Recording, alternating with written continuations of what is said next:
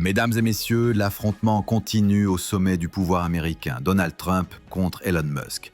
Deux titans, deux égos surdimensionnés et une relation qui semble irrémédiablement rompue. C'est le journaliste Brett Baier qui a décroché un appel exclusif de l'ancien président. Et que nous apprend-il? Trump se dit indifférent aux agissements de Musk. Il ne veut pas lui parler, pas maintenant, pas demain, peut-être jamais. Il le qualifie même de « pauvre gars avec un problème ». Pourtant, ce désintérêt affiché ne l'empêche pas de multiplier les appels aux médias pour imposer sa version des faits. Fox News, CNN, il est partout. Tout cela survient après que Musk a publié un sondage appelant à la création d'un nouveau parti politique américain pour représenter les 80% du centre. Une attaque indirecte à la domination de Trump sur les républicains? Trump, lui, s'appuie sur ses bons sondages pour balayer toute menace d'un revers de main. Mais dans les coulisses, des proches des deux hommes tentent désespérément de réconcilier les deux géants, car la fracture provoque des secousses dans tout le paysage politique américain. Et certains commencent à paniquer. Alex Jones, autrefois proche de Trump, l'accuse d'être impliqué dans les dossiers Epstein. D'autres, plus modérés, comme certains élus républicains, regrettent une querelle personnelle devenue politique.